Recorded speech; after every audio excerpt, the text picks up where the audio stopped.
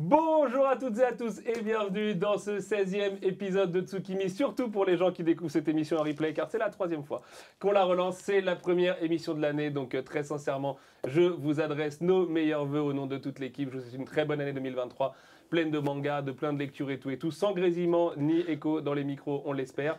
Avec moi aujourd'hui j'ai deux personnes incroyables puisque j'ai l'honneur, le grand honneur d'accueillir la sémillante Ringo. Comment ça va Ringo? C'est moi qui ai l'honneur d'être là plutôt. Non, Merci pour l'invitation, mauvais vœux à tout le monde, passez une très mauvaise année, misérable vie, etc. Et ça me fait très plaisir d'être là aujourd'hui avec vous. Ringo Lagoto, qui est donc créateuse, voilà, c'est ça que ça fait. Tu es la seule créatrice de contenu, exactement, c'est dans ta bio. Créatrice de contenu pour Yata sur le Move, ouais. Pour le Neketsu Show qu'on salue très fort. Plus belle chemise du game aussi. J'espère que vous notez quand même le chat, cette magnifique chemise qu'a mis Ringo ce soir, c'est juste incroyable. Aussi. Et à cause d'elle, celui qui est son ami dans la vraie vie, vous le connaissez déjà évidemment, c'est le Mighty Luchisco. Comment ça va Lucci? Super, et toi? Écoute, ça va, tu viens de me bluffer, figure-toi. Je sais que tu es un homme aux multiples talents, aux multiples facettes. J'ai la chance de travailler avec toi tous les jours et de te fréquenter dans le privé. Car comme moi, tu travailles soir, matin, nuit, week-end, samedi, dimanche, même pendant les vacances et les jours fériés.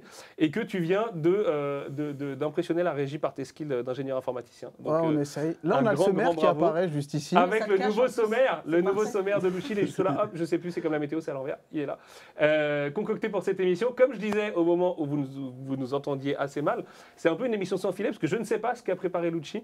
Comme à chaque Tsukimi, il a un peu révolutionné les contours de l'émission et les différents trucs qui vont popper à droite à gauche. Donc bah écoutez, ça va être plaisir et bonheur, improvisation. À noter Lucci du coup que ce soir on va avoir le chat avec nous, qui est une petite nouveauté du coup, puisqu'on va pouvoir aussi essayer de prendre un petit peu vos questions quand le moment le permettra. Alors l'émission n'est pas conçue comme ça au départ, mais c'est quand même quelque chose qu'on a envie d'intégrer un petit peu. Et puis comme Ringo est ta pote IRL, comme on dit, et bah, c'était évidemment l'occasion de venir squatter le canapé. Et du coup, j'ai deux choses, parce que c'est ça aussi qui est cool avec le chat, c'est qu'on va avoir des retours. Ah déjà, mollo par contre. Mollo le chat, parce qu'après il va y avoir 12 000 questions. Je sais, mais est-ce que c'est ça l'annonce ce soir et tout? Non, c'est pas ça, c'est plus, faut monter un tout petit peu le micro de Ringo, et il y a quelqu'un qui a dit, bon, on doit relancer le live parce que bah, c'est mal repassé derrière, du coup, c'est pour la petite blague. Genre. Merde, ici là ouais. C'est vrai qu'il nous faudrait les steamers... vous voyez ce que je veux dire? Oui, je connais très bien.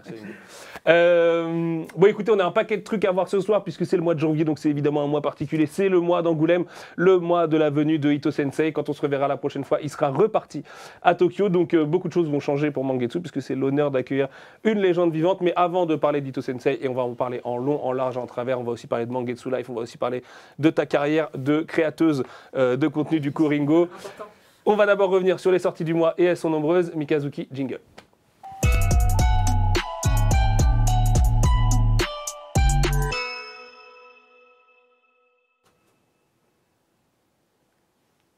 Et long ce jingle.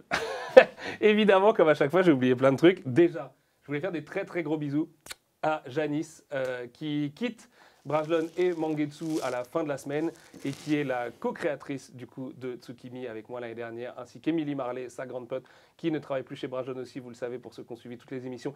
Elle nous avait quitté l'année dernière. Janice était la petite voix de la saison 1 et c'est quelqu'un d'extrêmement important pour Mangetsu puisque c'est notamment elle qui a organisé aussi tous les aspects techniques et logistiques de l'avenue de Ito Sensei à Angoulême. Si vous avez un stand magnifique et une super belle expo dans quelques semaines, c'est grâce à elle. Si l'auteur a un voyage qui est aussi bien organisé et tout ça, c'est grâce à elle. Si vous avez des goodies qui arrivent du Japon, même si que c'est la dernière fois qu'on va faire ça, bah, c'est grâce à elle, parce que c'est très compliqué, croyez-moi. Il y a 7 entreprises qui sont impliquées juste dans le fait de faire venir des goodies sur le stand à Angoulême, c'est absolument colossal. Donc voilà, Janice s'en va, ce soir c'est son pot de départ, et à la place on fait Tsukimi, donc imaginez en plus à quel point on aurait aussi envie d'être avec elle. Donc le chat, s'il vous plaît, faites-lui un tonnerre de love dans le chat, parce qu'elle le verra, et on lui transmettra tous vos petits mots, et voilà, Janice est vraiment quelqu'un de très important pour nous, et on lui souhaite tout le meilleur dans la suite de ses aventures, bien évidemment. Et elle va m'engueuler si je ne le dis pas, activez la cloche, abonnez-vous et tout ça là. Parce que c'est elle qui est écrit en gros sur mon conducteur en énorme là. Ah, dis-leur de s'abonner là, n'oubliez pas. Bref, allez, c'est parti pour les sorties du mois. Heikel, avant, tu voulais revenir sur quelque chose qui était TikTok. Oui. Une application à laquelle je ne comprends rien, à part qu'elle pompe toutes tes données, que quand tu la DL, il te dit est-ce qu'on peut absorber toute ta vie à partir de maintenant, s'il te plaît. Donc tu dis non et tu ne t'en sers pas, ce qui te sauve un peu de temps libre. Et TikTok, Mangetsu, on y est depuis quelques semaines, quelques mois maintenant. Ouais, alors on est sur TikTok depuis le début d'année scolaire, du coup, septembre, c'était la rentrée, mais on a mis en place un peu des tests dans le sens où on essaye de vous présenter un petit peu les coulisses du manga et vous présenter quelques œuvres, parce que je pars du principe qu'on est aussi des passionnés, présenter des œuvres sur lesquelles on travaille tous les jours, ça peut être cool. On avait fait sur Paka et les enfants d'Hippocrate un truc qui s'appelle les capsules, mais j'ai amélioré la direction artistique et je vais vous montrer à quoi ça ressemble un petit peu. Du coup, maintenant, Kevin, tu peux montrer plus ou moins le visuel d'annonce. Et voici donc les capsules. Donc ce sera la fameuse DAPS1. La fameuse DAPS1. C'est celle-là. Ouais, donc c'est des démos. Les capsules, qu'est-ce que c'est? Donc c'est grossièrement des gens de notre équipe qui soient dans le marketing, dans l'édito ou autre, dans la fabrication aussi, qui vont vous présenter un manga ou un produit Mangetsu, on en reviendra après. Ça commence par art et ça finit par book, mais ça sera un autre jour, où on vous présente plus ou moins notre catalogue en moins d'une minute. Et pour vous donner l'idée générale et globale pour illustrer mes propos, parce que là je fais que de parler et je suis chiant, on va vous présenter une vidéo de Carole qui nous présente Shigaime, un titre qui s'est terminé récemment en 5 tomes. Et dites-nous ce que vous en pensez en commentaire. Et surtout au niveau de la DA, parce que je me suis donné, j'ai essayé de donner une identité très jeu vidéo parce que je suis fan de ça. Et voilà, du coup, il n'est même pas assez vieux pour avoir vraiment beaucoup joué à la PS1, mais le pire, c'est qu'il a capté toute la DA des fameux CD de démo, le CD de Medieval et tout, on se sait. J'avais le CD Crash Bandicoot, moi, à la l'époque. légende, c'est beau, c'est beau, c'est beau. Du coup, Kevin, c'est quand tu veux, let's go. Le manga d'horreur à lire absolument. Dans Shigaime, on suit le quotidien d'Osamu Hirota, un adolescent à l'existence banale qui voit sa vie basculer lors de sa rencontre avec l'intrigante Miwako, qui est en réalité une vampire immortelle. Elle fait de lui son familier, le poussant alors à chasser des humains pour la nourrir et s'en prend même à Chika, sa petite amie. Est-ce qu'Osamu arrivera à sauver celle qu'il aime? Est-ce qu'il deviendra un monstre à son tour ou saura-t-il garder son humanité? Pour découvrir les réponses à ces questions, n'hésitez pas à lire cette série terminée en 5 tomes. L'auteur, déjà connu en France pour Assassin publié chez Komiku, nous livre ici une relecture horrifique du mythe du vampire, mêlant gore, érotisme et adolescents torturés. Hirohisa Sato dévoile un dessin absolument incroyable, très détaillé et un scénario hyper dynamique. Il reviendra.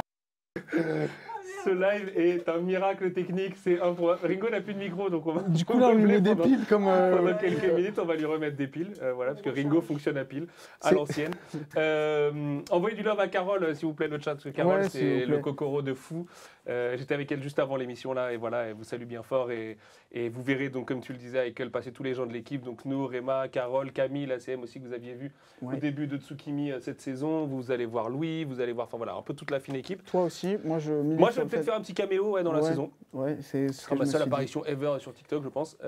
Et puis même peut-être, pourquoi pas, des guests. On verra. Pour les guests, on verra. On verra. Ah, tu veux pas le dire? Ok. Non. Il y aura des guests bientôt. Mais un peu partout, dans tous les programmes. Voilà. Du coup, pour nos TikTok, c'est Mangetsu. Ça, c'est aussi simple que ça. Vous avez déjà un outil. C'est @Mangetsu tout court. Ouais. On a réussi à avoir ce handle-là. @Mangetsu FR, du coup. Ah voilà. Je suis désolé, pardon. Et du coup, là, je vous ai présenté. Enfin, on vous a présenté en avant-première Shigaime qui sortira la semaine prochaine. Non, attends, on est quel lundi? Dans la semaine, pardon. Mais ce soir, on a balancé une vidéo qui sera sur Soten no Ken, toujours présentée par Carole, parce que Carole raconte super bien les histoires des mangas. Carole n'a que des qualités. J'ai découvert aujourd'hui que Carole dessinait méga bien, oui, notamment. C'est vrai. Donc c'est aussi une énorme qualité de Carole. Mais voilà. Donc ça, c'était pour les capsules. Maintenant, on peut passer à la suite des sorties du mois. Et bien ouais, la suite, écoutez, on a un sacré programme puisqu'on va d'abord commencer avec le sublimissime. Il est ouvert, regardez, il est là. Hop, c'est quelle caméra? C'est celle-ci? Je ne sais plus, je ne sais pas. Juste là, Ice Guy and the Cool Girl, tome 4, sorti le 4 janvier, ça ne s'invente pas.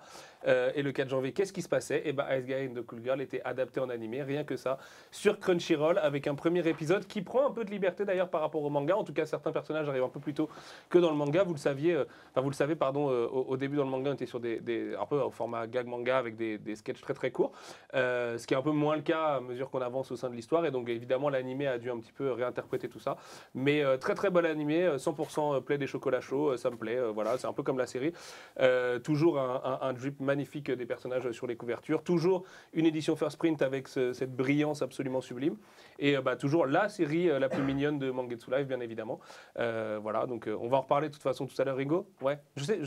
Ah, t'as toujours pas de micro, toi. Okay, parle ici. En attendant, tu dis oui. Heureusement que vous êtes proche dans la vie quand même, parce que ça pourrait être un peu tendancieux votre histoire. Ce mois-ci, on se fait harceler par la régie, ça suffit là. Il y en a marre.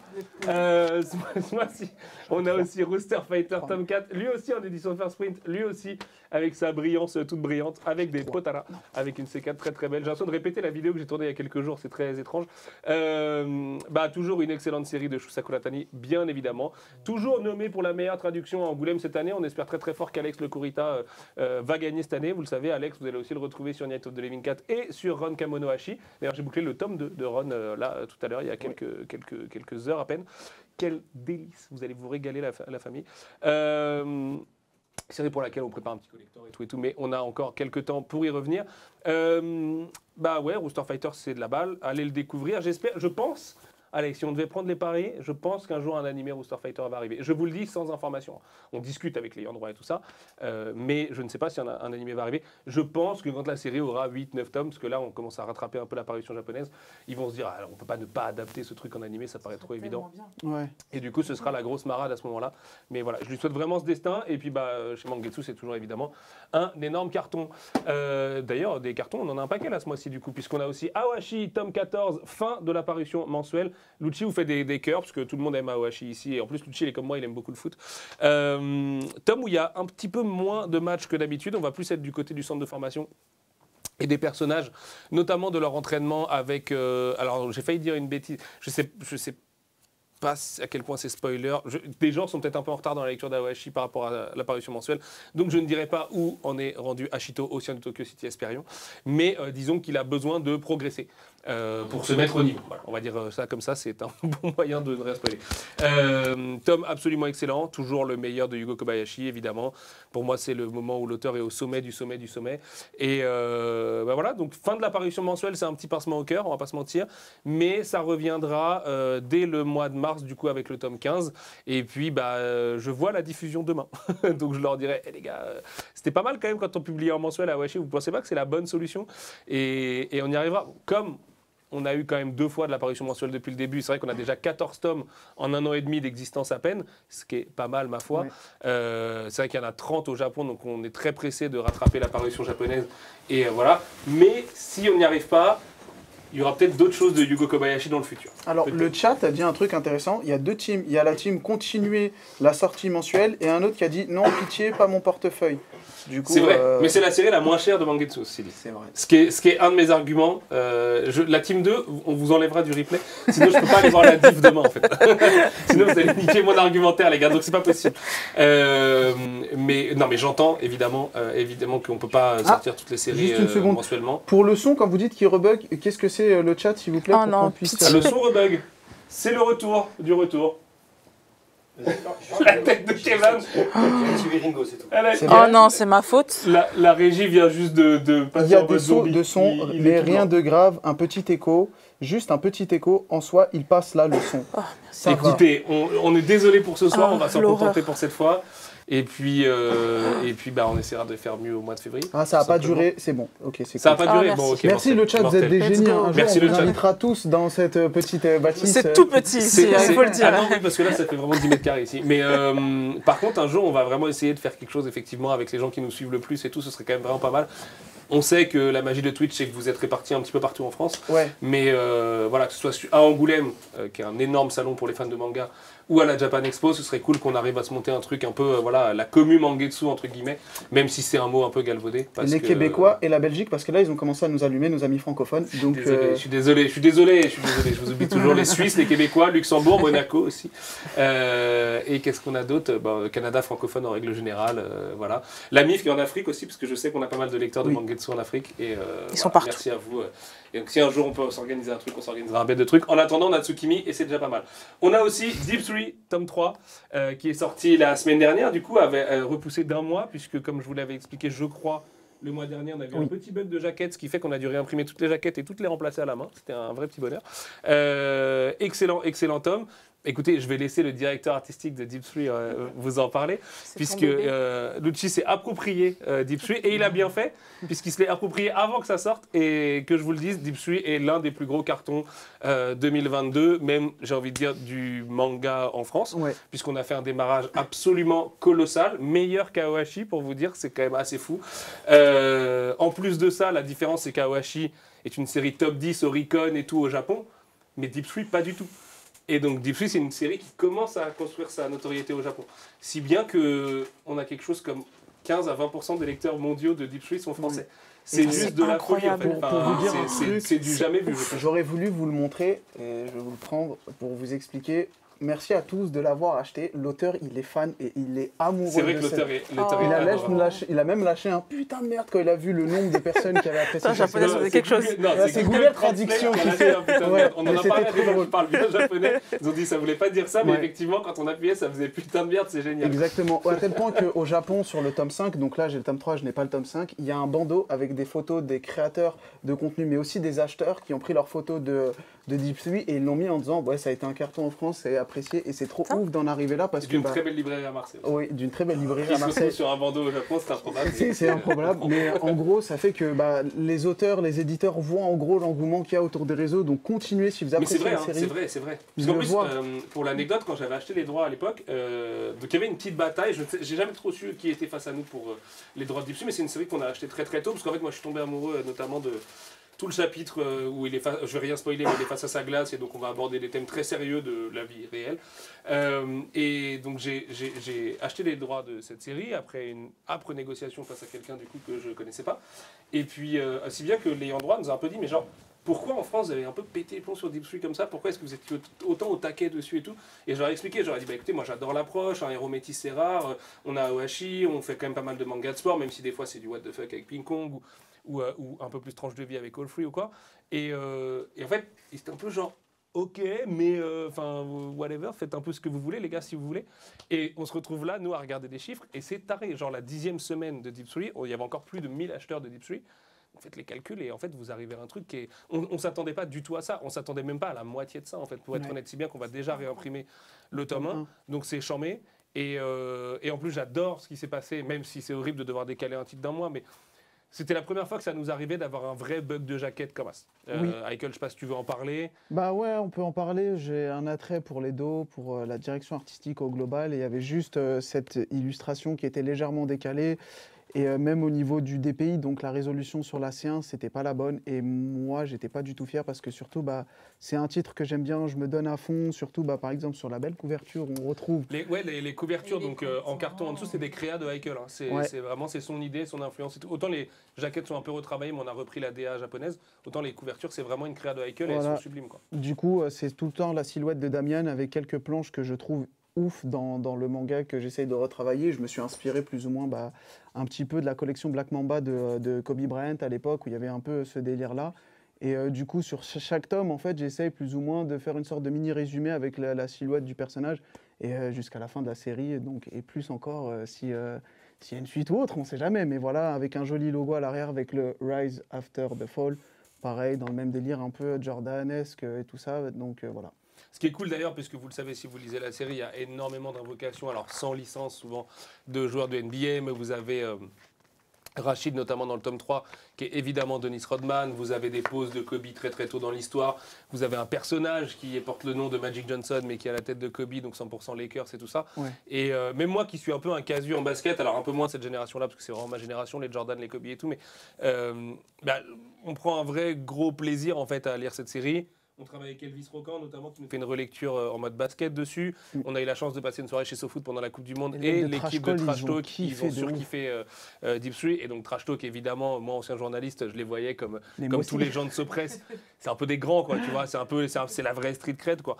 Donc c'est mortel ce qui se passe. Et je suis trop content pour Michael parce que c'est la première série sur laquelle on a travaillé avec Michael. Enfin, il y a eu All Free au tout début. Mais au moment où on a su qu'on allait travailler ensemble et te recruter au sein de l'équipe au quotidien, on a commencé vraiment à travailler Deep Three. Donc je suis très content pour toi, frérot, vraiment je te le dis. Merci. Parce que c'est en partie ton succès et de voir l'auteur qui kiffe autant, de voir le Japon qui nous renvoie autant de love par rapport au fait qu'en France ça marche et c'était même avant les ventes en fait que le Japon nous envoyait ce love. Donc maintenant qu'on a ces ventes qui sont dingues et qu'on voit des coups de cœur, tu m'as envoyé encore la Fnac il n'y a pas longtemps, Oui. où on est à côté des Dandadan et à côté des kaiju et tout dans les rayons, c'est juste de la folie. Oui. Voilà, c'est magique parce que c'est une bonne série Mangetsu qu'on kiffe. Et voilà, merci tout le monde pour le soutien énorme sur Deep Street, ça fait super plaisir. On va accélérer un peu, parce qu'on n'a pas quelque chose à voir. Oui. Un destin un peu différent, ça vient de la même maison d'édition que Deep Street d'ailleurs, c'est Paka de Daisuke Imai, tome 3, Mangetsu Life bien évidemment, une romance, une weird romance comme je l'appelle. Alors là malheureusement, comment vous le dire, c'est un peu la première vraie déception en termes de vente de Mangetsu, donc ça fait mal parce que c'est une série excellente, que la semaine dernière on a eu le plaisir de voir Europe 1 notamment, qui lui a consacré du coup une chronique à la radio, on a eu une presse de dingue et tout dessus, et je sais pas pourquoi, mais ça prend pas. Je me l'explique pas, c'est un peu aussi l'histoire de Mangetsu Life, à part Ice Guy, et voilà, mais sur Hippocrate, on a un peu la même frustration, alors pas dans les mêmes proportions, parce que celle de...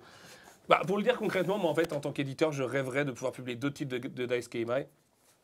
Et ça va être dur. Voilà, ça va être difficile parce que Paka ne rencontre pas son public tout simplement. Ça fait partie de ces séries qu'on est super frustré de devoir augmenter à cause de ça. On est au tome 3, il reste 2 tomes. J'espère que c'est une série. Ça arrive des fois dans le monde de l'édition. J'en parlais avec Ahmed chez Kiyun. Une série qui se loupe complètement au moment de sa sortie. Puis une fois qu'elle est terminée, un jour elle revit parce que je sais pas, il y a un influenceur ou un prescripteur ou un libraire ou un prix qui est gagné quelque part. Une adaptation animée aussi. Bon, adaptation animée, j'en doute parce que c'est vrai que c'est pas le titre le plus commercial de chez Mangetsu, mais voilà, allez le découvrir. Je veux dire, matez-moi cette couve. En plus, sur les effets et tout, c'est chambé, l'effet d'écaille, le vernis et tout. Bon, là, dans le studio, c'est pas l'endroit où ça rend le mieux, mais ils sont vraiment très beaux, ces bouquins. Les libraires nous renvoient souvent des critiques hyper dithyrambiques dessus et tout. Et l'auteur lui-même. Et l'auteur, en plus, Ouais. mais l'auteur, c'est un génie. Enfin, vraiment, Daisuke Imai, c'est un maître du manga, c'est un maître de la tranche de vie et tout. Et Ringo, tu lis ? Bien sûr. On en reparle tout à l'heure. Bien sûr, on va en parler tout à l'heure. Ouais, Là, je suis très J'ai silencieuse Ringo parce pour m'aider que... tout à l'heure. J'ai une bonne déception parce que en fait, Daisuke Imai, c'est le genre d'auteur qui est en France considéré comme un roi sans couronne, comme j'aime appeler, c'est le Nesbill du manga, tu vois, genre le mec. Oh là là, les Mais- refs. De ouf. Le mec est méga chaud, tu vois, mais il n'a pas le mérite d'avoir tout le love et le succès qu'il mérite, tu vois. Et moi, avec Paka, j'ai un petit espoir, mais moi, je me dis, l'espoir existe toujours, on sait jamais. Ça se Non, trouve, bien sûr. Non, puis c'est aussi notre rôle, et puis c'est normal dans la vie d'une maison d'édition, des fois, d'avoir des petites déceptions. C'est pas grave, toutes les maisons ont des séries. Le truc, c'est que là où c'est dur, et je suis très fier parce que l'équipe fait vraiment confiance en mes choix éditoriaux, et c'est un honneur de fou. Et vous aussi, lecteurs, vous faites aussi confiance en mes choix et tout, donc c'est à la fois une pression et tout, et quand c'est couronné de succès comme Deep Street, ça fait plaisir. Et en même temps, je pense pas que Paka soit une mauvaise série parce que ça vende pas, en fait, tout simplement. Ouais, Et on fait pas du tout ça pour les vendre, de toute façon. C'est mieux si on veut garder notre taf, mais c'est pas un couronnement, justement, en soi, de faire des bonnes ventes. Mais ce qui fait plaisir, c'est aussi quand on voit justement les libraires, les lecteurs prescripteurs, donc les gens qui vont écrire des critiques et tout, la presse, la radio, la télé, de ça, qui s'emparent des trucs et qui avouent que c'est bien. Après, des fois, il y a des accidents. Le tome 1 se loupe au moment de sa sortie. En l'occurrence, c'est sorti cet été, en plein été. Souvent, on sait que les séries ont un peu du mal à se rattraper. Golden Guy a réussi à se rattraper aux branches après un départ un peu compliqué aussi. Voilà, ça arrive, c'est comme ça. Moi, la frustration, c'est vraiment de ne pas sortir d'autres titres de Daisuke Imai dans le futur, parce que c'est vrai qu'il n'a pas un historique très fort non plus sur ses séries précédentes en France. On a voulu le tenter parce que c'est un auteur que j'adore, notamment aller lire Sensu, entre autres chez Casterman, ses séries chez Komiku aussi qui sont super.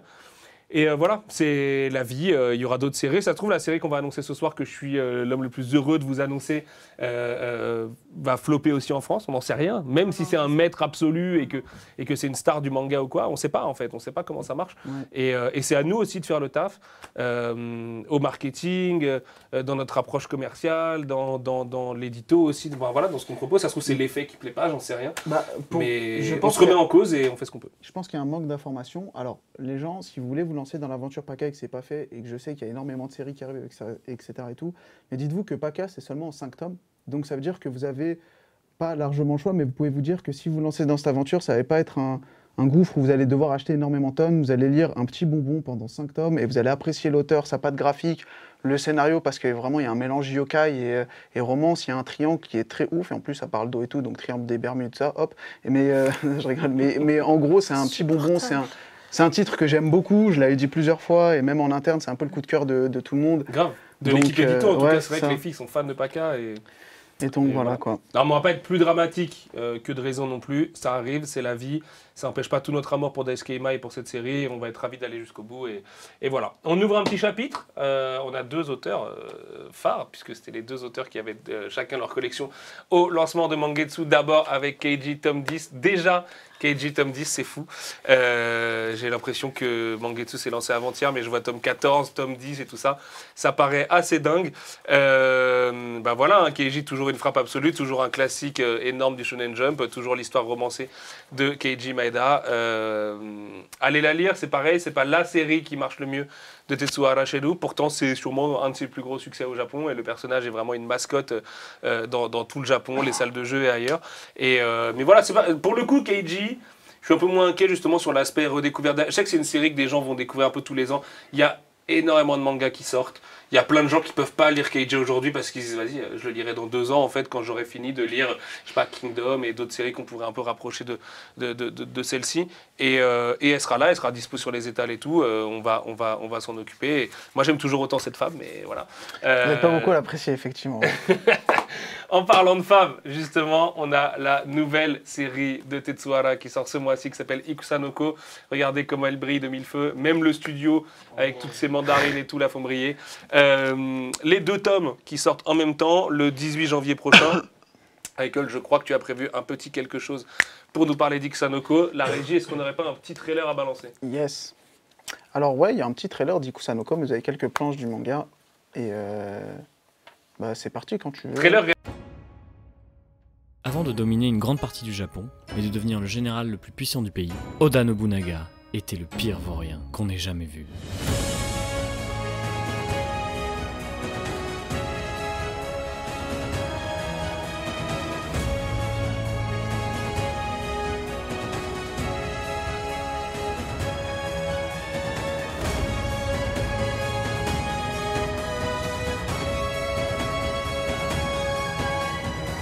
Découvrez l'histoire du plus grand général du Japon, par Tetsuhara, le 18 janvier.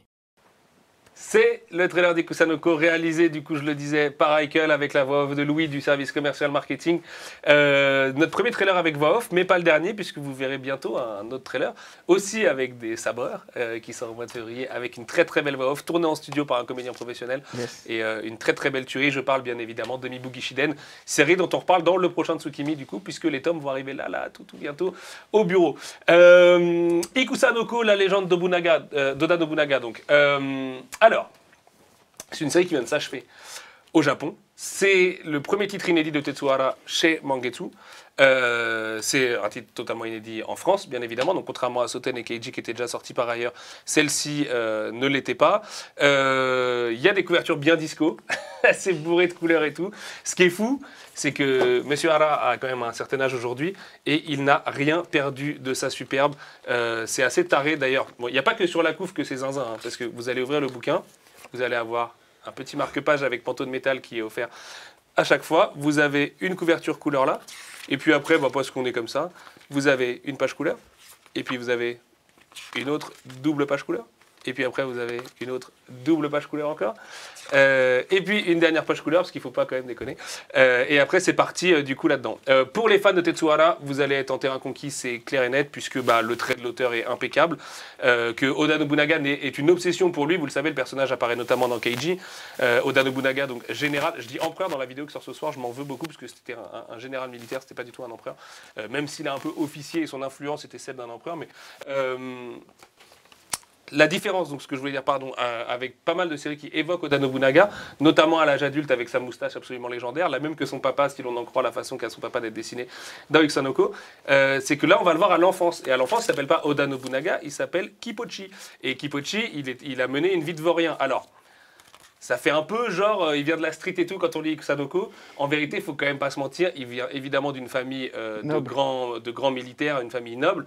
Mais c'est vrai que l'enfance, et vous pouvez aller vérifier dans plein de documentaires très sérieux et tout, c'est vrai que son enfance à Kippochi, c'était celle d'un mec qui a voulu se mélanger avec les outsiders, avec le vrai Japon, le peuple du Japon, notamment le Japon maritime, et les mecs qui étaient un peu l'équivalent des pirates à l'époque, quoi. Donc en fait, lui, gamin, il traînait avec des mecs bien bourrés, qui foutaient un peu le bordel le soir, soir et qui se couchait à pas d'heure et tout, et qui faisait un peu, qui faisait 2-3 méfaits quoi. Et en fait ces mecs-là, il va en faire ses amis, puis son armée, puis gagner un petit peu du terrain, puis gagner en influence, et en fait d'un enfant complètement qui n'a pas froid aux yeux comme on le découvre là dans les premiers tomes, on va le voir grandir en un grand enfant, puis un adolescent, puis un adulte, jusqu'à son avènement évidemment en tant que général tel qu'on le connaît aujourd'hui dans l'histoire. Et tout ça, ça vous est raconté tout au long de la série. C'est évidemment une biographie très très romancée. C'est du Tetsuhara, donc les mecs font tous 3 mètres et ont tous des muscles tapeurs, mais c'est quand même purement excellent. Il y a un souffle épique très historique, mine de rien. On pourrait avoir peur, parce que quand on a lu Keiji, on se dit, ah ouais, mais ok, Keiji c'est aussi un personnage historique. Mais non, là on est quand même un peu plus dans l'histo, j'ai l'impression en tout cas, puisque c'est vrai que c'est une série qui est publiée chez Koami, c'est pas dans le Shonen Jump comme Keiji, donc, et que c'est vraiment l'obsession de l'auteur, Oda Nobunaga, donc je pense qu'il voulait aussi lui rendre ses lettres de noblesse de la manière la plus réaliste possible, entre guillemets. Et franchement, c'est une très très bonne série. Moi j'étais super agréablement surpris à l'époque en achetant les droits, parce que ça remonte à longtemps, enfin ça remonte à loin en fait, c'était une série qu'on a acheté au tout début de Mangetsu quand on a négocié notamment Soten et Keiji. Et voilà, après du coup je l'ai lu en entier et j'aime beaucoup cette série. Je trouve que le rythme avance très bien. Il y a des petits effets combat de boss, là j'en vois un moment dans le tome 1 qui marchent bien et qui sont pas choquants. C'est pas non plus trop gamifié, j'ai envie de dire. Et voilà, bête de série, qu'est-ce que t'en penses, Michael? Super bien, et d'ailleurs je pense qu'on va vous le faire gagner. Ah, bien vu, il y a les concours dans ces émissions, c'est vrai, merci de me le rappeler. Il n'y a pas de quoi. Du coup, matraquez-moi sur le chat Ikusa et let's go. Yes, Ikusa, I-K-U-S-A. Dans le chat, vous avez une petite minute et puis on vous fait gagner ça juste après. Voilà pour les sorties du mois, à peu près, puisqu'il y en a encore évidemment. Il y en a notamment une en particulier, épaisse tellement lourd que j'ai du mal à le soulever. Regardez, oh, il est là. C'est l'artbook de Junji Ito. La régie l'a feuilleté tout à l'heure. Ils ont pété les plombs comme moi, j'ai pété les plombs en le découvrant. Quand je vous dis qu'il est lourd, il est vraiment lourd. Pour les gens qui seront à Angoulême, vous verrez, c'est pas des lol. Hein. C'est vraiment un très très très beau bébé. Absolument magnifique. L'artbook définitif de l'auteur. Si vous aimez Junji Ito, vous ne pouvez pas ne pas l'avoir, bien évidemment. On a reproduit les panneaux de métal à l'intérieur. Vous le voyez juste là. Les effets sur la couve, enfin sur la jaquette, la couve en négatif, vous l'avez là avec des planches de spirale après à l'intérieur. Ça revient évidemment sur toute la carrière de l'auteur, pas seulement les titres qui sont chez Mangetsu, mais aussi par exemple ce qu'il a fait dans le monde de la musique. C'est indispensable de chez indispensable. Ça se termine avec un petit glossaire du coup de toutes les œuvres qui sont présentées à l'intérieur. Vous avez une interview de l'auteur, vous avez une postface de l'auteur. Voilà, honnêtement, pour 30 €, c'est un petit cadeau qu'on vous fait, hein, je ne vais pas vous mentir. Tant et si bien que quand il est arrivé au bureau, il y a eu 2-3 réflexions. Mais pourquoi on sort ça qu'à 30 € en fait, les gars? Donc profitez-en. on a réussi, on l'a fait. C'est pas un énorme tirage, donc bon, ça va. C'est Junji Ito, donc les tirages sont quand même assez conséquents aujourd'hui, mais c'est pas un énormissime tirage, donc quand même foncez dessus et profitez-en là à sa sortie à la fin du mois. Ça sort le 25 janvier. Le 25 janvier, c'est le premier jour du festival d'Angoulême. En tout cas, c'est le jour où Junji Ito et nous arrivons sur le festival le mercredi. Et ce sera disponible en librairie pour tous les gens qui ne pourront pas se déplacer le même jour. Alors, je vois des personnes qui demandent pourquoi c'est pas en hardcover. En fait, on a essayé, entre grands guillemets, de reprendre ce que la DAVO C'était une demande du partenaire. En fait, vous savez, ce fameux rendez-vous dont je vous ai parlé plein de fois, où on a eu les droits de Junji Ito, l'artbook était un des aspects centraux du truc. Et en fait, l'agent de Monsieur Ito au Japon m'a dit, est-ce que vous pouvez faire l'artbook et dans le sens de lecture japonais et en broché comme nous au Japon. En gros, on veut exactement le même. En fait, on a fait pareil. On a ajouté un papier de zinzin. On a même gardé le panneau de métal à l'intérieur, alors que le panneau de métal, c'est une technique d'impression qui n'est pas évidente en Europe, qui coûte très très cher. C'est ce que j'allais vous montrer, parce qu'il y aura une vidéo qui sera faite par Axel de la Fab qui vous expliquera au détail ce qu'elle a fait dessus, parce qu'il y a eu un taf énorme. Ouais, Axel a passé 2-3 mois vraiment à se prendre la tête sur chaque détail du bouquin. Et mine de rien, franchement, ça paraît peut-être anodin, parce que vous voyez les bouquins directement en librairie, etc. et tout, c'était mon cas. Mais quand vous voyez par exemple des gens se donner à fond, essayer d'analyser, commencer sur la VO, puis l'adapter pour le marché francophone, c'est vraiment énorme. Et notamment ce genre d'effet que vous allez voir, alors on le voit pas très bien, mais vous avez un bel effet de brillance, ça se voit bien du coup. Et franchement, même sur le Pantone, au niveau des yeux et du dos, ça, il y a eu des travaux de réflexion pour on a fait pour beaucoup de tests de tirage, donc des choses qui sont assez coûteuses et tout, pour être sûr d'avoir la bonne chromie dessus, le bon noir et tout. Et on s'est vraiment pris la tête sur cet artbook. Donc je suis ravi, parce que c'était aussi nous prouver à nos partenaires japonais, regardez, vous vouliez qu'on le fasse, bah, on l'a fait, et de quelle manière. Et honnêtement, j'ai très hâte d'aller accueillir Junji Ito à l'aéroport et de lui tendre l'artbook, même s'il le connaît par cœur, puisque c'est le même contenu qu'au Japon. Je suis sûr qu'il se fera la remarque tout de suite de waouh, il y a quelque chose de différent. Mais ça, on en reviendra après, vu que c'est le premier artbook Mangetsu. Parce qu'on va y repartir, on va en reparler. On va en reparler tout à l'heure, c'est ça que tu vas me dire. Qu'est-ce que t'as prévu, toi? Je sens Non, rien, t'inquiète, c'est juste. T'inquiète, tu verras. Ça sent l'entourloupe. Non, t'inquiète. Ringo, est-ce qu'on t'entend bien? Est-ce qu'on m'entend bien? Je pense. Le chat, on entend bien Ringo? C'est un peu la pression depuis tout à l'heure. C'est pour ça que depuis tout à l'heure, je me tais, j'ose pas. Ouais. Écoutez, bon, on m'entend bien En attendant les retours, je vais dire le nom du vainqueur pour. Allez, vas-y. C'est Okuto no Twitch qui gagne T'as fait les 2 exprès premiers tomes. Non, même pas, j'avais tiré. Menteur. Non, C'est je te vrai jure, ça s'est tiré au hasard. T'es Et sérieux bam, c'est venu. Je te C'est jure, de c'est mytho. vrai. Non, je te jure. C'est bon, je te vois. Qui le croit? Apaise-toi. Qui le croit? Venez, on fait un vote, un autre vote pour savoir Mais je vous qui a jure, cru à genre, il y a Lucius un Scott. truc et ça prend et ça met le chuchotement direct. Ouais, et là, ouais, je l'ai devant moi. Ouais. Ok. Bon, allez, est très bravo à toi, ouais. Okuto no Twitch, bien évidemment. Tu vas recevoir les 2 tomes d'Ikusanoko chez toi, directement par la poste, avec le marque-page, avec tout ça. Et quant à nous, on va passer à toi, Ringo. On a beaucoup de choses à se raconter. Ah. Jugen, c'est parti.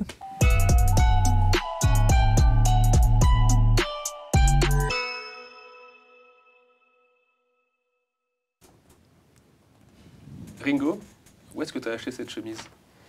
Où est-ce que je l'ai acheté? Il faut le dire aux gens. C'est vrai, c'est une très bonne question. Je ne m'en rappelle absolument pas.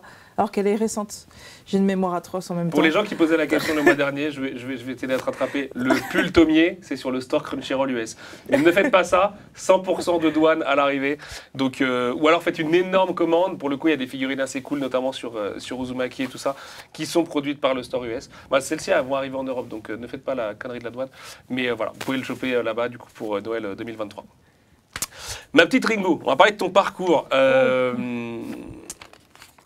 Comment petite Ringo devient créatrice de contenu pour Yatta et le Neketsu Show?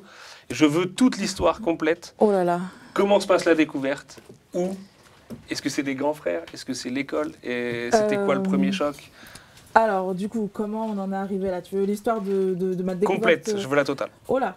Ça remonte aux alentours 2016 où je rejoins un blog de manga qui est tenu par Shahid. On lui fait coucou d'ailleurs. Je veux avant ça. Avant même ça. Oui. Oh on va reparler de Shahid tout à l'heure, c'est certain. Un grand homme. Comment j'ai plongé dans le manga, tu veux dire? Oui. Comment enfant tu découvres cette culture? Oh, ok. C'est quoi qui te met à la première tarte qui te fait dire ce truc est différent?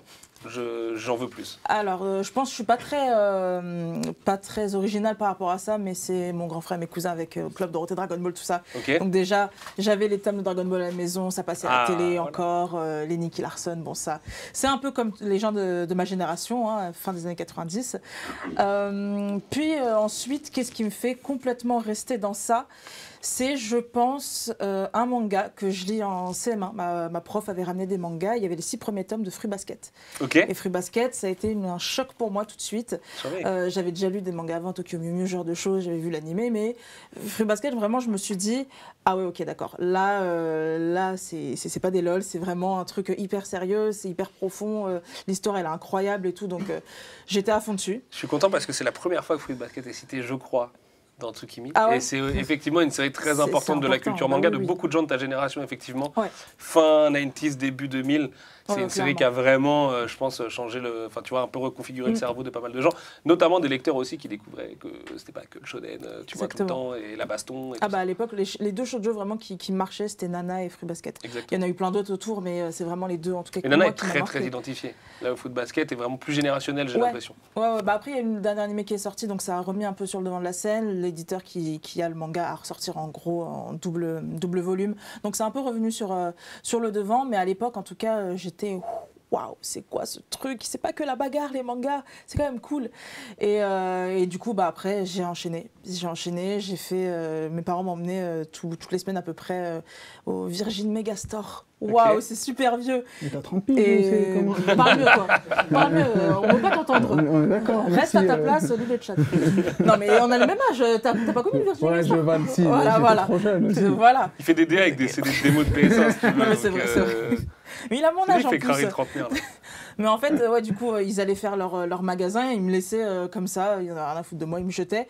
Et j'avais deux passions, Virgin Megastore, me défoncer sur la démo de Guitar Hero, parce qu'elle était là avec la guitare, je me tue à ça, et lire tous les mangas qu'il y avait. T'étais ce genre d'ado qui allait tuer les démos de Guitar Hero dans les Fnac. Après avoir lu la suite de Free Basket, ouais, exactement. Donc voilà, après j'ai lu plein de trucs. Je me suis de plus en plus renseignée sur le type de manga. J'ai continué d'en lire encore et encore, à ne plus savoir quoi en faire. T'as jamais arrêté en fait? Je me suis jamais arrêtée. Okay. Jamais. Pareil, après du coup les animés, j'ai enchaîné. Puis arrive la fin du lycée et je me dis mais qu'est-ce que je vais faire de ma vie finalement? Et j'ai une pote qui est sur le chat, du coup je lui fais coucou, ma petite Reiko, qui me dit mais vas-y, fais des études de japonais. T'aimes le Japon? Tu fais ça? Du coup, je me suis dit, hey, c'est une bonne idée. Et du coup, je retire mon coucou parce que ça a été les 5 pires années de ma vie à la fac, qui était très compliquée. LLCE japonais, ouais, exactement. La pire idée. La pire idée du monde. Personne parle japonais aujourd'hui, donc ne faites pas LLCE. Quelle idée de faire ça, sérieux. Mais du coup, voilà. En tout cas, ce que ça m'a apporté, c'est du coup de pouvoir lire en japonais, donc de pouvoir lire les tomes en japonais pour ce qu'on n'a pas encore aujourd'hui. Ah, quand même. Ouais, voilà. Du coup, ça va, ça, je peux le faire. Ah, ouais. Donc, mon obsession a pris un grade au-dessus. Donc, j'ai encore plus de mangas et c'est désastreux. Et voilà, du coup, après, on en revient du coup à ce que je disais tout à l'heure. En demi-stage, je rejoins le bon vieux Shahid, s'il est sur le chat, je lui fais coucou, sur son site. Exactement. Levez les mains pour l'invoquer. Et du coup, voilà, je le rejoins sur son site, notamment avec PA, à qui je dis coucou aussi. J'étais avec lui, on était ensemble. Et plein d'autres. Et oui, on te fait de gros bisous. Il est sur le chat, je l'ai vu d'ailleurs. Bon vieux tonton en parlant. Ah bah voilà, et voilà, on est connecté. Et voilà, du coup, je chronique des mangas, c'était les Illuminati, exactement. Okay. J'avais déjà des blogs à l'ancienne, Skyrock représente, donc je chroniquais pas mal de choses, et du coup, en passant sur les Illuminati, j'ai fait du manga, du jeu vidéo, des films, etc., parce que j'aime beaucoup aussi ça. Et voilà, du coup, ensuite... On passe sur le Neketsu. Quand je le rejoins, c'est Shahid qui met en contact avec Face, à qui je fais de gros coucous aussi. Dans un Five Guys, le truc hyper ghetto. Et du coup, il nous présente, voilà, le camp, il passe super bien tout de suite. Je rejoins l'équipe, qui malheureusement, je l'ai quitté, parce que j'ai les aléas des horaires du boulot, etc., qui fait que je ne pouvais pas toujours être présente. Et pareil, je rejoins Radio France dans la foulée pour Yata, les chroniques, les capsules. Et c'est que du plaisir. Et là, on voit du coup la chronique que j'ai faite sur Butterfly Beast. Yes, voilà, exactement. Bah, c'était avec un gros plaisir et je suis très contente. D'ailleurs, pour les gens du chat qui disent ouais, tous ces gens-là, ils se connaissent et tout. En fait, on se connaît pas du tout. Hein. Pas du tout. On s'est rencontrés le mois dernier, le temps d'une émission de radio où, comme je vous le dis, j'avais une crête carabinée en plus. Oui. Mais voilà, c'est pas de l'entre-soi ou je ne sais quoi. C'est juste des passionnés qui se captent au bout d'un moment et qui en fait parlent de leur passion ensemble sur différents médias. C'est tout, quoi. On peut dire que tu m'as filé un petit billet pour Butterfly Beast. Sauf pour moi, elle est en bas de chez moi et elle sonne, je sais pas pourquoi d'ailleurs, je l'ai ramenée ici et non, je regarde, c'est juste que c'est ma pote. Vous êtes tous du 9-4 en fait, et il y a un truc avec le manga 9-4, c'est improbable. On a 5 minutes à pied de l'un de chez l'autre, donc si lui il vient en bas de chez moi, il jette des Mais trucs. tout le monde est à 5 minutes de chez moi, et je te jure, si je l'écoute, tout le monde est à 5 minutes de chez lui. Oui, c'est vraiment le cas, du coup, c'est vraiment le cas. Moi je suis là et elle est juste au bout de la route. On se parle à la fenêtre, ah ça va. Mais c'est pas tu sais quoi, ils ont lâché un gaz au-dessus de votre quartier ou c'est comment pour que tout le monde devienne fan de pop culture, de manga et se mette à travailler dedans?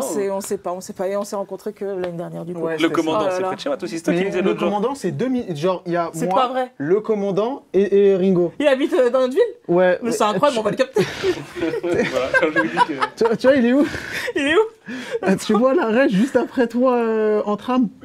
Ouais. Bah, il est là. Attends, vers Porte de Choisy ou de l'autre côté? Vers Porte de Choisy. Vous êtes en train de doxer en fait là, faut pas faire ça, hein. C'est en live et tout sur internet. Désolé.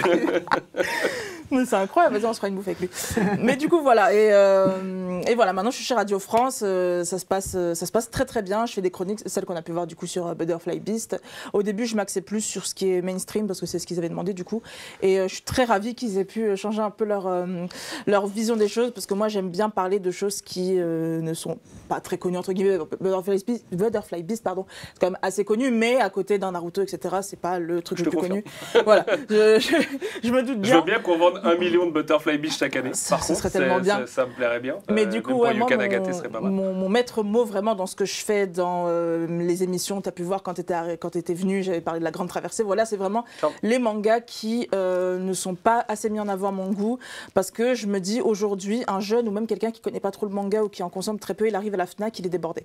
Parce que moi, je trouve qu'il y a trop de mangas aujourd'hui. Honnêtement, tant mieux, mais... sans vouloir vous jeter des fleurs, moi j'ai passé une pure soirée avec vous parce qu'en plus, en go. fait, c'est qu'on va dire, mais comme j'ai un peu la tête dans le guidon, j'ai jamais le temps d'écouter trop les podcasts et tout ça. Donc souvent, je vais dans des endroits et puis en fait, je découvre un peu sur le tas. Et que ce soit l'accueil. Et le fait de voir Olkari en vrai aussi, truc de ouf. Oui, c'est vrai que c'est une légende, ce monsieur. Ça qui te fait au Bankai et tout. J'ai compris tout de suite. J'ai dit, OK, il faut que je meure là. Et Soso, et Fa, et c'est tout. Non, c'était vraiment une très très bonne émission. Et j'ai trouvé que c'est cool sur un aussi gros média qu'on ait autant de temps, même si tout est très timé évidemment, et que vous parlez de séries aussi différentes. Parce qu'effectivement, je me souviens, on a parlé de Black Clover, un peu de trucs, mais en même temps aussi de La Grande Traversée, et aussi un peu, tu vois, de choses très très différentes. Et je pense que c'est mortel parce que c'est ce que j'essaye, moi, d'incarner perso, et ce qu'on essaye d'incarner globalement avec toute l'équipe chez Mangetsu, c'est on peut faire ce grand écart entre le super mainstream et le super indé. En fait, tout ça, c'est jamais qu'un médium, et c'est le meilleur médium du monde de toute façon. Et il faut savoir en parler, et il faut créer les ponts aussi avec les lecteurs. Et je pense que vous aidez vraiment à ce que les plus jeunes se décoincent par rapport au fait, parce que moi je me souviens quand j'étais jeune, notamment c'était le cas avec la BD, les comics ou quoi, ça fait un peu peur d'aller lire les trucs, un peu plus d'auteurs et tout. T'as peur parce que tu dis ouais mais c'est trop, il y a des gens qui connaissent mieux que moi et tout ça. Tout ça. Je vais plutôt aller là où j'ai un degré d'identification, donc les Naruto, les One Piece et compagnie. Et en fait vous arrivez avec le postulat, un peu comme nous, parce que je veux bien publier One Piece d'ailleurs, hein, si vous m'entendez, je suis chat, de se dire non mais en fait on peut faire tout ça. En fait tout ça c'est des auteurs, c'est des maisons d'édition, c'est un médium et tout. Et c'est mortel parce que c'est trop précieux quoi. Donc c'est ce que ça veut dire d'être éditeur généraliste. Et c'est cool de voir des gens qui le transmettent comme ça avec la même approche. On essaye, mais du coup c'est pour ça que quand j'envoie un message à Lucisco, je lui demande ça va être quoi le thème, il me fait tu choisis. Tous les éditeurs qui m'ont invité, on m'a jamais laissé choisir un thème. Et je me suis dit, j'ai envie de parler de la collection Mangetsu Live parce que dans le même délire, je me suis dit, c'est sans doute, tu me confirmes ou pas, mais celle qui se vend le moins, je pense, dans les trois. Oui. Ouais, voilà. On a parlé de Paka, voilà. Oui, mais je pense que elle est bien. À mes yeux, c'est la meilleure collection. Et je voulais vraiment collection. mettre en avant, du coup, les mangas, la collection qui est la moins vendue, malheureusement, je trouve. Paka, c'est très bien. On en parle tout à l'heure. C'est la moins vendue. À la fois, c'est marrant parce que c'est pas forcément celle qui a le moins de presse, tu vois. Je pense que le moins de presse, ça va plutôt être Tetsuhara, qui est vraiment, là on est vraiment sur la niche des lecteurs un peu, tu vois, à l'ancienne et tout. C'est aussi quelque chose qu'on aime faire et qu'on cherche à faire. Ouais, les mecs qui achètent encore en francs, tu vois, ils viennent. Ça a changé. Tout en essayant d'ailleurs, parce qu'on a fait la remarque il n'y a pas longtemps de prouver que Tetsuhara, c'est pas du tout l'apologie du virilisme ou tu vois, c'est quel truc, parce que c'est pas vrai en fait. Et qu'en plus Tetsuhara, dans l'histoire picturale du manga, c'est juste absolument incontournable, c'est une étape à lui tout seul, quoi. Mais tu vois, Mangetsu Life a beaucoup plus bonne presse que la collection Tetsuhara. Et c'est vrai qu'après, c'est plutôt, en termes de transformation et tout, notamment Les Enfants d'Hippocrate, qui est pour moi une des plus belles séries de Mangetsu, genre c'est indébattable, enfin, je veux dire, c'est un chef-d'œuvre en fait, Les Enfants d'Hippocrate, c'est magnifique, quoi. Peu de mal à comprendre, tu vois, pourquoi ça. Et en même temps, je me revois, moi, lecteur plus jeune, je me mettais cette barrière. Tu vois, je me disais, tranche de vie dans le monde hospitalier, tout, je sais pas, tu vois, j'ai peut-être un truc un peu mieux à lire là tout de suite. Et en fait, c'est dur de passer cette couche d'a priori, quoi. Et c'est facile quand t'es l'éditeur, parce que t'as pas le choix. Mais en vrai de vrai, même Blackjack, tu vois, qui est un chef-d'œuvre absolu, j'ai mis longtemps à le lire parce que je me disais, ouais, le secteur hospitalier, je sais pas trop, je mate pas de série, tu vois, dans ça et tout. Et en fait, quand tu la lis, tu te dis, mais vas-y, on s'en fout, c'est un décorum, tout ça, c'est pas. C'est pour ça que j'aimerais bien que mon mot d'ordre, c'est vraiment soyez curieux. J'ai vraiment qu'envie que les gens essayent d'être curieux, mais dans tout, vraiment que ce soit le cinéma, le manga, le comics, peu importe. Je peux comprendre que ce soit dur, tu vois, comme tu dis, de te dire, ouais, vas-y, on va lire un slice of life du milieu hospitalier, on va lire un mec qui devient un kappa, enfin, je peux entendre ça. Par exemple, tu sais. Ouais, voilà, ça je peux l'entendre, mais je veux toujours encourager les gens à ce qu'ils fassent au moins le premier pas. Et si vous échouez, si ça ne vous plaît pas, c'est pas grave. Vous allez tomber, vous allez vous relever et vous allez réessayer. Il y a un truc qui va passer à un moment. Ça passe pas, il n'y a pas de souci. Moi aussi, il y a des trucs que j'ai tenté, j'ai acheté. C'est pas passé, tant pis, c'est pas grave. Mais au moins, je suis contente de les avoir lus. C'est pour ça, dans un délire complètement différent, quand j'achète un bouquin, jamais je vais le revendre derrière. Parce qu'il fait partie de mon parcours de lectrice. Même si j'ai détesté, tant pis, il est là. Je sais que ce titre-là, je l'ai pas apprécié. Je vais le lire jusqu'au bout parce que je me dis, on sait jamais, peut-être au bout de 70 tomes, ça va être bien. mais du coup, voilà, c'est un truc vraiment que je veux pousser les gens à faire, à être curieux, à tenter les choses, même s'ils vont se louper, même s'ils vont tomber. C'est ça en fait. Je sais que ça peut être de l'argent, du temps, etc. Mais de temps en temps, sortez de votre bulle de confort. Non, les emprunter, tu vois, si c'est juste une question d'argent, même les emprunter à la bibliothèque, médiathèque, les potes, tout ça. Notamment ces séries-là où vous avez peut-être un petit peu plus peur d'y aller, quoi. Qui sont des séries courtes, à la fin, t'as Paka, tu l'achètes, t'es content. Moi, Paka, je vais pas vous mentir, il y a un jour où la série sera plus disponible chez Mangetsu si ça continue comme ça. En fait, on ne pourra pas garder une série qui est aussi loin d'être rentable toute la vie. On ne pourra pas l'animer toute la vie. Donc, si vous voulez avoir Pacat dans votre collection, c'est un peu maintenant que ça se passe. Et c'est aussi notre rôle en tant qu'éditeur d'expliquer un peu comment ça fonctionne et le fait que certaines séries, elles ne sont pas en arrêt de commercialisation par hasard en général, les séries. Quoi. Et si vous voulez les garder dans vos collections, faites-le.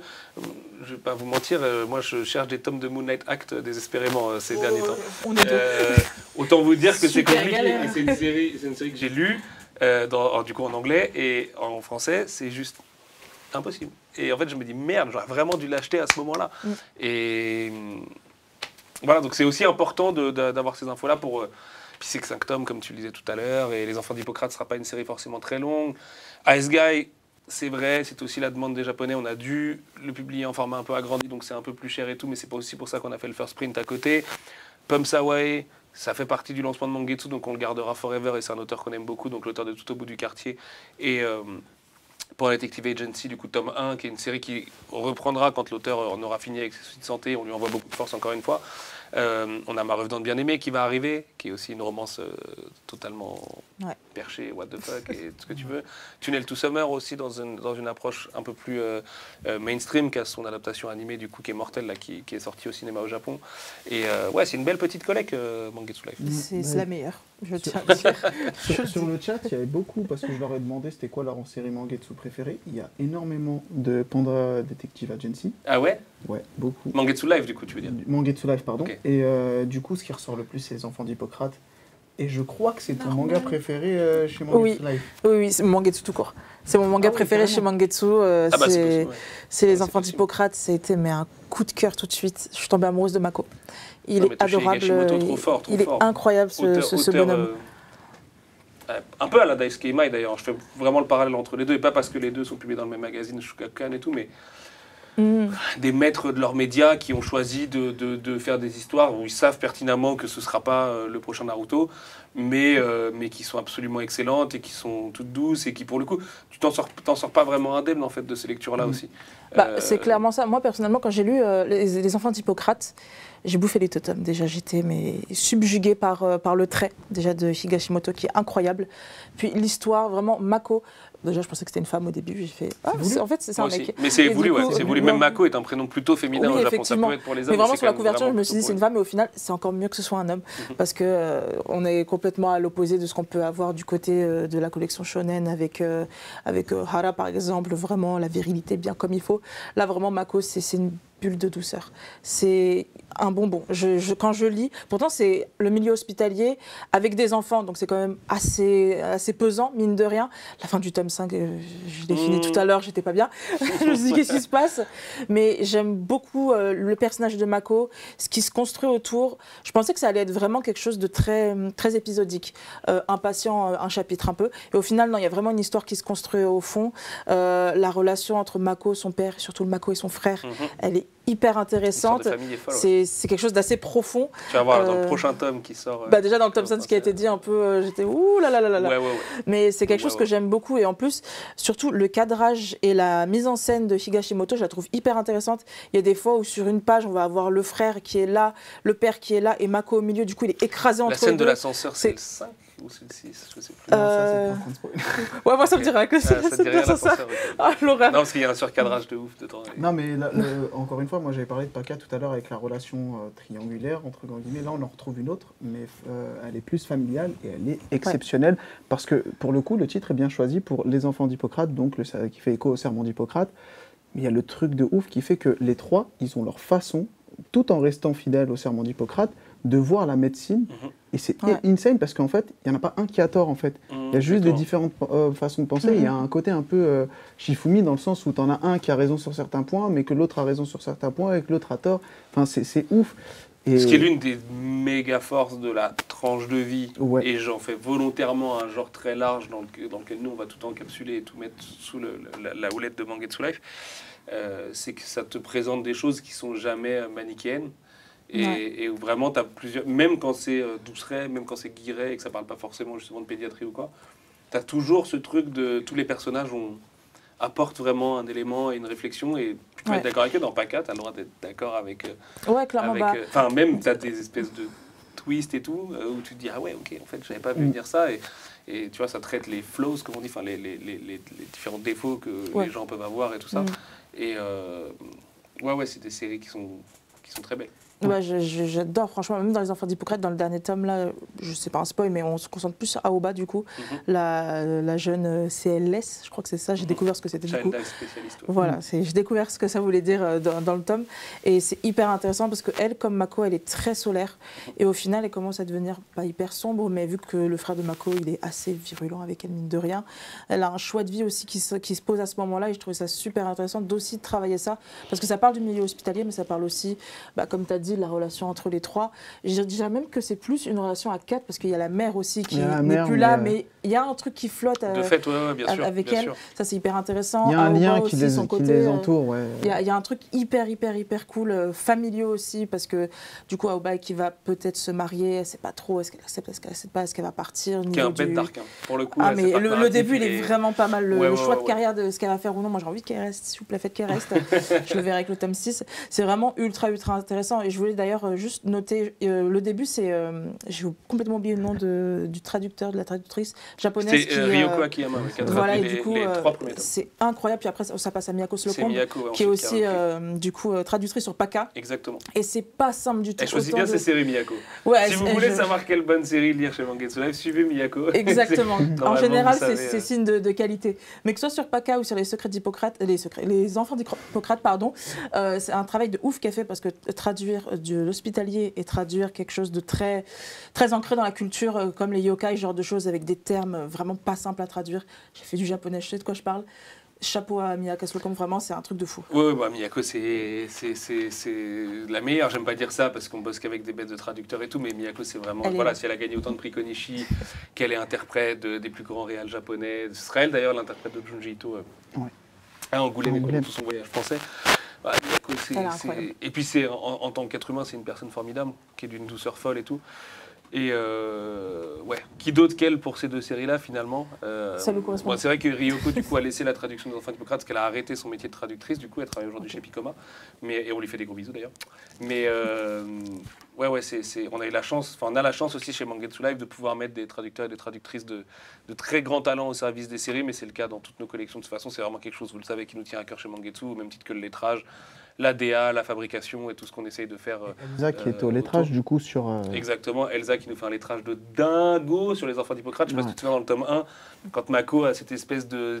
Au début, il utilise beaucoup cet effet avec Hashimoto, quand il prend tous les symptômes possibles et qu'il les... Il y a une ambiance jeu vidéo, tu vois. Ouais, c'est un peu gamifié, effectivement. C'est super propre, j'aime beaucoup, mais sur ça, c'est propre. Et le lettrage qu'elle nous a fait là-dessus, elle n'a pas blagué du tout, quoi. Genre pas du tout, quoi. Mais elle sombre, exceptionnel. Elsa est vraiment une lettreuse d'exception. D'ailleurs, c'est elle qui sera la lettreuse de l'End, du coup, puisque elle voulait, je voulais, on s'est bien trouvé dessus. Du coup, ton manga Mangetsu préféré, tu m'as un petit peu répondu. Oui, les Enfants d'Hippocrate, très clairement. Est-ce que tu as un manga préféré tout court? Ouais, j'en ai un. Enfin, le plus obvious, c'est One Piece. Tout le monde le sait. Ma vie, c'est One Piece. Tout tourne autour de ça. Mais j'aime bien aussi citer quand même à côté Monster. Parce que One Piece, c'est les émotions, tout ce que ça m'a procuré, etc. C'est exceptionnel.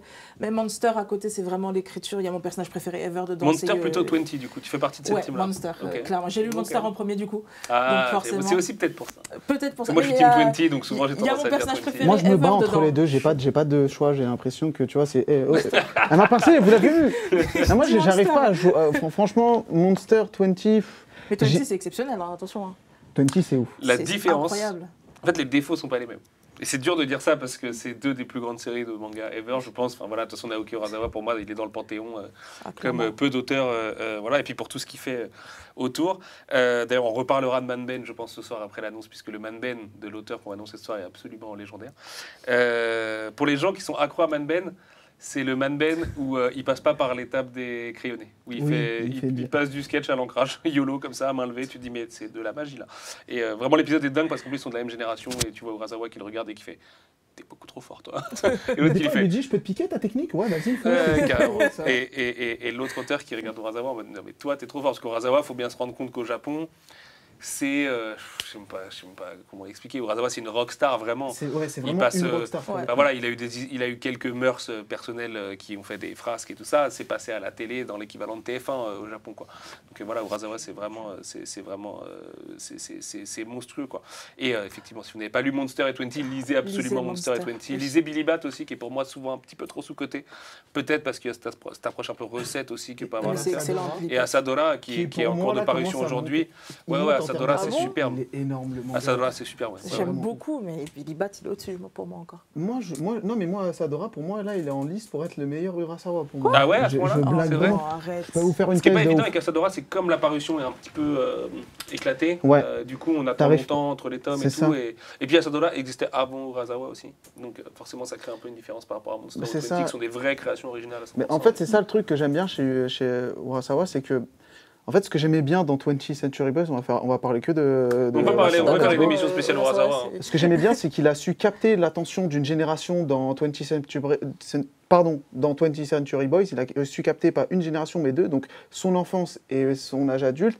Et par le biais de Kenji, on arrive à plus ou moins voir cette évolution. Et c'est même limite malaisant de voir cette grosse évolution. Genre, tu passes de gamin à adulte qui sait pas quoi faire, à adulte qui se retrouve dans un combiné à Et puis s'occuper. relire 20, moi c'est ça, Voilà, qui ça. m'a fait aussi un peu revoir mon jugement.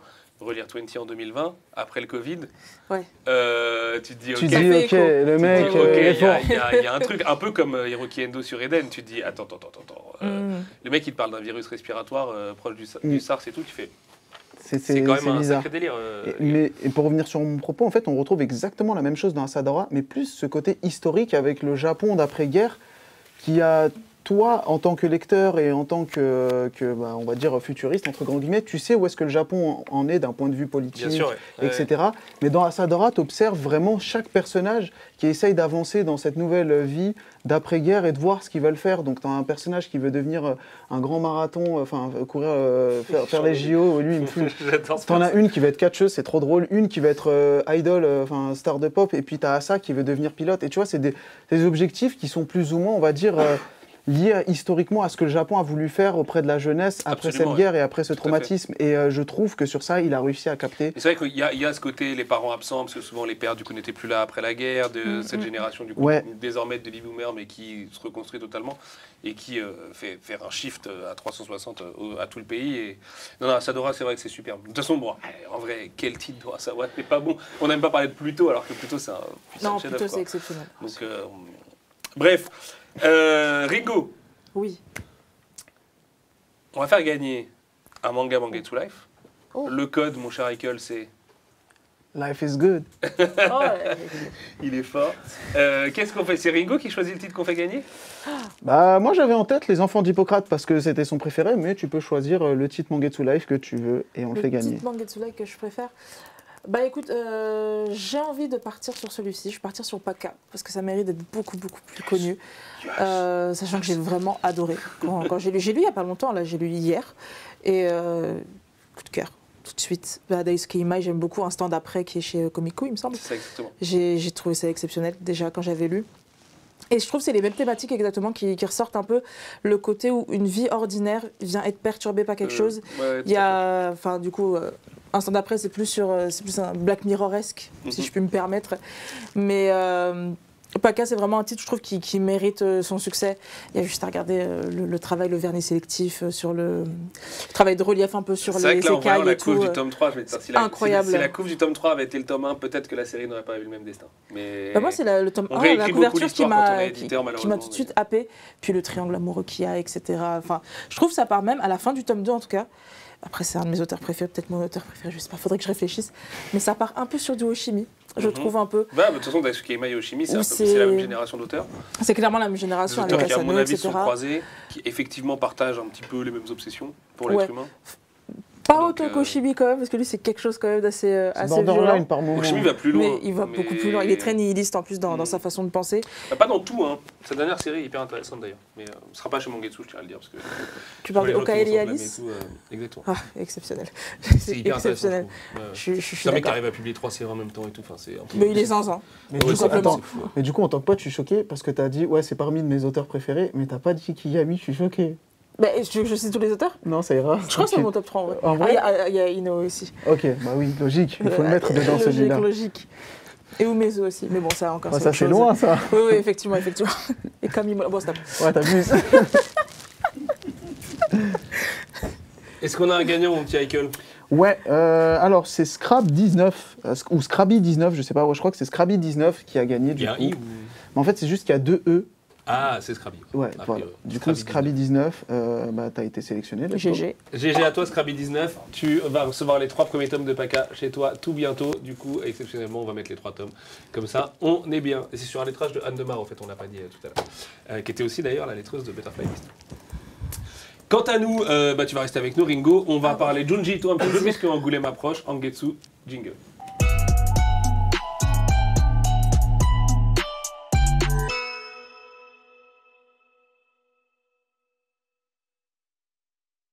On est de retour. Alors, cet artbook, on vous en a parlé en long, en large et en travers tout à l'heure, mais il n'y a pas que ça qui arrivera à Angoulême, du coup, puisque vous aurez aussi le grand honneur de découvrir L'amour et la mort, le magnifique chef-d'œuvre de Ito Sensei. Regardez, là, je vous fais briller le logo, on est bien là. c'est stylé. Avec son... Comment t'appellerais ça? C'est pas vraiment turquoise, c'est du bleu écaille un peu. Bleu pétrole. Il est bleu comme bleu ça. pétrole. Super, ouais. en bleu comme ça. Bleu qui tend vers le vert un petit peu. Et Un vert cette bleu. magnifique 4e de couverture, regardez-moi comme elle est belle. Évidemment, une préface de Stéphane Duménildo, qui est le commissaire d'exposition de l'exposition Dans l'antre de la folie, dans l'antre du délire, pardon, de Junji Ito à Angoulême. Exposition qui, je le rappelle, va être absolument zinzin. Enfin, vraiment, on était de pas trop en parler, pour pas trop vous, C'est ça le vous truc. saucer, mais il y a un potentiel de sauce quand même. Voilà, la sauce existe. Toujours évidemment avec une analyse magnifique de Morolian après. Il s'agit, oui, du mort amoureux. Pourquoi, je le rappelle, on n'a pas appelé ça le mort amoureux? Parce qu'en fait, la traduction exacte, ce n'était ni le mort amoureux, ni l'amour et la mort. C'était la maladie d'amour. Sauf que c'était vraiment trop Michel Sardou sur 10. Donc on s'est dit, on va changer. Donc à faire, moi, je n'étais pas très très fan du nom le mort amoureux. Et l'amour et la mort, j'aime bien cette espèce d'allitération là comme ça. Et puis je trouve que... Spade nous a encore fait un logo absolument incroyable avec l'esperlouette qui vient lier les deux hauts comme ça. L'amour, la mort, voilà. Enfin, tout fonctionne bien, je trouve. Pour moi, c'est un des très grands chefs-d'œuvre de l'auteur. En plus, c'est rigolo puisque après, du coup, tout l'arc de l'amour et la mort qui va prendre à peu près 300 pages en gros sur tout le bouquin. Vous allez avoir les aventures de la famille Ikizuri. La famille Ikizuri, c'est une famille culte de l'œuvre de Ito Sensei que vous allez retrouver pour la première fois depuis 20 ans dans Zone Fantôme tome 2. Zone Fantôme tome 2 qui sera le prochain tome juste après. Donc en fait, pour vous, il n'y aura que 2 mois d'écart au lieu de 20 ans au Japon. Et vraiment, cette famille est assez géniale, donc c'est cool qu'en termes éditoriaux, ça fasse sens de les publier dans ce sens-là. Et vous avez une histoire sur les côtes aussi, les côtes maudites, là, qui est horrible. Attendez, bah, je la montre comme ça. Ah, mon Dieu, quelle horreur. Ah, c'est beau. Voilà, c'est un chef-d'œuvre absolu qui sera donc disponible à Angoulême. Oh bah, attendez, parce que c'est Ito, donc je ne peux pas résister quand même à vous montrer la couve. La couve, c'est pareil, hein. Attendez, attention, c'est quelque chose. Je rappelle, vernis sélectif à chaque fois sur toutes les couves de Junji Ito. Regardez, il brille, les petites têtes là qui brillent. Voilà. Vous découvrirez d'où ça vient dans l'histoire. Spoiler, c'est dans Le Mort amoureux, c'est dans une des scènes les plus marquantes de l'auteur.